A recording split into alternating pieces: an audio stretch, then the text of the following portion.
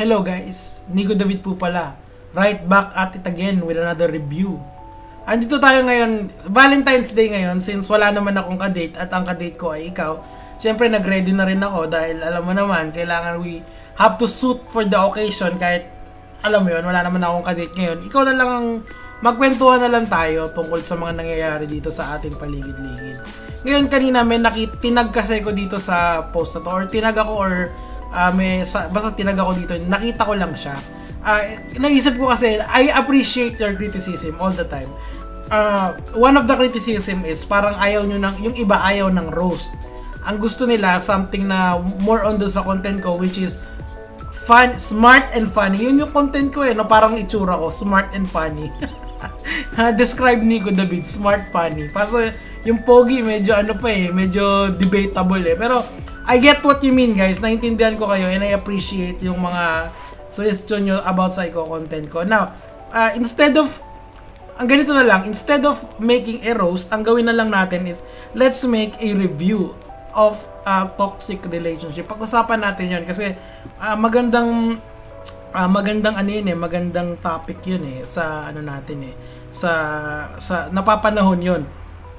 Teka lang, smokes muna tayo and drink muna tayo ng ating kape dahil tanghali, hapon na and I really like to parang mag-relax ngayong mga oras na to kasi ganun ako Okay, so game. Ang pag-usapan natin ngayon is yung meron tinag ako dito sa Pinoy Gaming Realm tapos long story short, kayo na lang maghanap nito. Ayoko nang i-post dahil kasi I don't want to give these people the platform na they desperately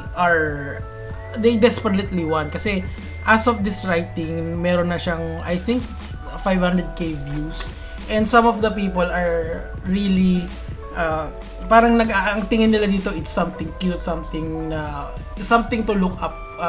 So ganito yung nangyari, yung lalaki lumabas ng bahay para ibili ng flowers yung babae. Nagising yung babae, nakitang wala yung motor, so ang ginawa ni babae, sinira niya yung motor, tapos biglang sinurprise ng lalaki, oy baby girl, meron akong dalang flowers for you.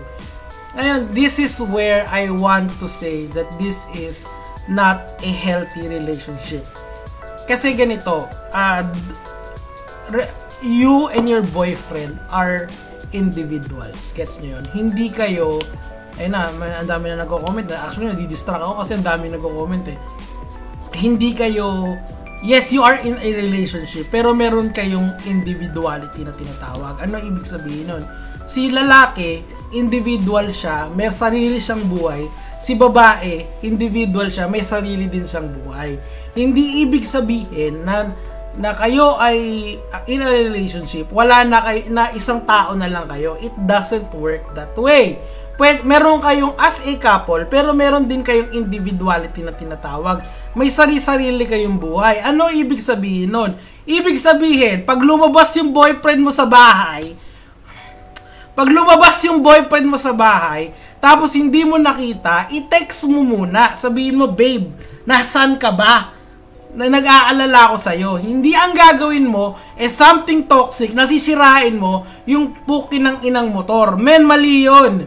Mali yun. Wag mong, hindi, gusto nyo ng gender equality. Eto, gender equality. Wag nyo sirain yung gamit namin. Gamit namin yun Alam mo tol, palagay ko naman may pera ka pang paggawa ng motor. Kasi parang chill na chill ka dyan Paano naman yung iba? Kunyari, si boy pick up na ang trabaho, tamang sakto lang. Ang buhay lang, mag-ride ng motor. Maraming ganon. Tandaan yan, mag-ride ng motor at saka mag-girlfriend. O, yung girlfriend niya, toxic, sinira yung motor niya. Saan mapupunta yung pera? Sa motor o dun sa babae? Si boy pick up, ang trabaho, delivery. Saan mo ilulugar yung sarili mo? O kaya nagagrab si boy pick up, di ba? This is where I'm telling you that you have to respect individuality na hindi ganyan kapag ka-toxic ang pinapairal nyo. Di ba? Putay na, let me just, savor the moment kasi nakakainis makakakita ka ng ganito and people think that this is cute. It is not cute. It is very toxic. Putang ina, tumalas pa yung laway ko. Sa point ko, nag-iispit ako ng bars, ganyan ako kagigil ngayon.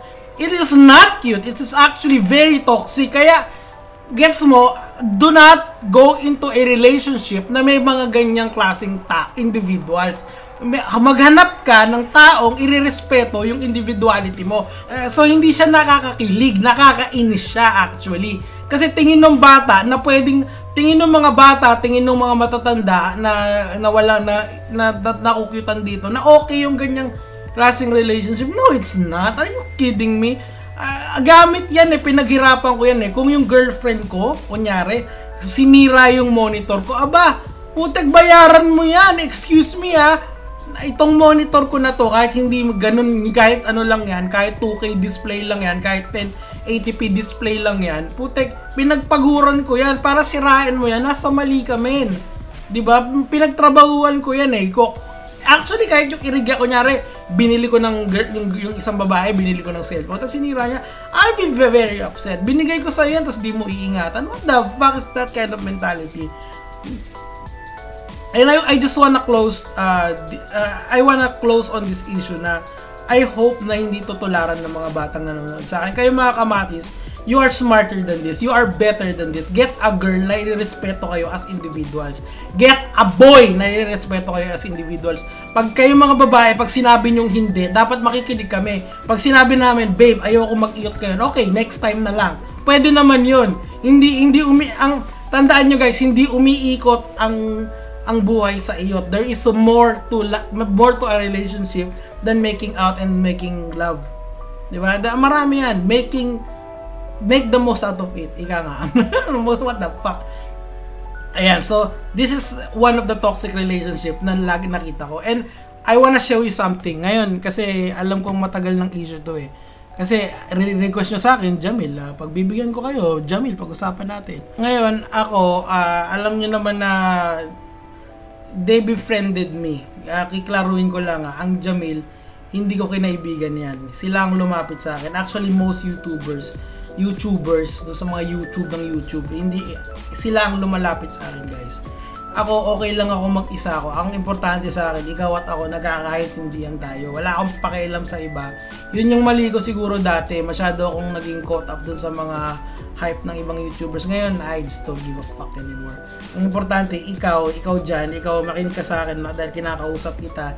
Hindi ko kinakausap ang Jamil, hindi ko kinakausap si ganito ganyan. Ang kinakausap ko, ikaw na fans ko, na loyal sa akin, putang ina mo, paglalabang kita kahit saan. Ikaw ang naglukluk sa akin dito, so makinig ka sa sasabihin ko. Etong ganitong behavior na nakikita nyo, katoksikan din yan. Kayo mga putang ina kayo, itong sinabihan ko to si Jay sa pare, toxic yung ganyan, delete mo na lang. Example na kayo, biruin mo, in a few months, pagkatapos itong taon na to, you will surpass at least 4 million followers na puro bata, na new internet users. Tapos ganyan yung ipapakita nyo. It's the same shit as dito dun sa ng Pinoy Realm It's the same fucking shit na kailangan yung iwasan kung gusto nyo ng healthy relationship. This is not something na kailangan nyo gawin. Kung gusto nyo magganyanan kayo, magganyanan kayo, don't do it. Huwag nyo i-post. Kayo magganyanan kayo, mag-okrayan kayo nang walang nanonood sa inyo, di ba?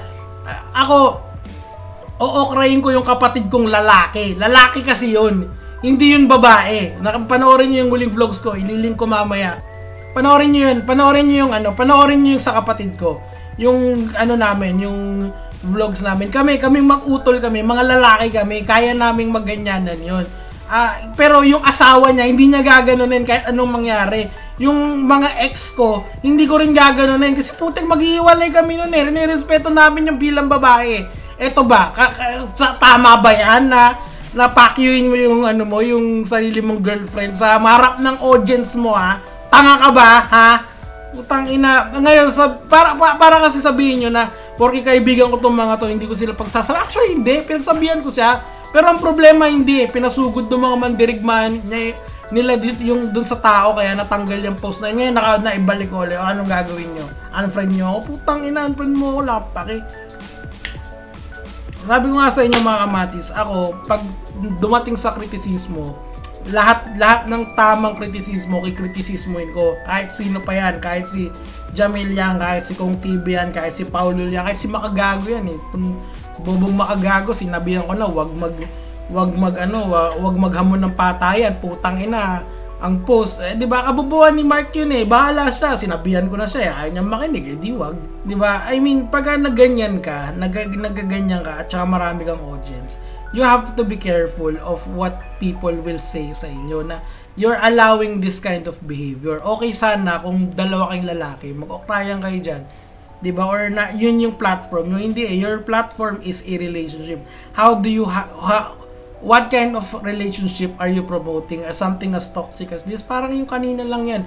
Medyo subtle nga lang to but the thing is, the idea is the same. You are shaming each other publicly.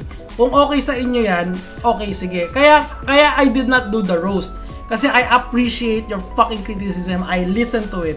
Ayaw nyo ng roast, okay, fine. Bakit ayaw nyo ng roast? Kasi it promotes toxic behavior in a relationship, and this is what this channel is all about. We are about criticism, we are smart, and we are funny, at occasionally pogi din. Paano mga kamatis? Out na ako. Bye bye, love you.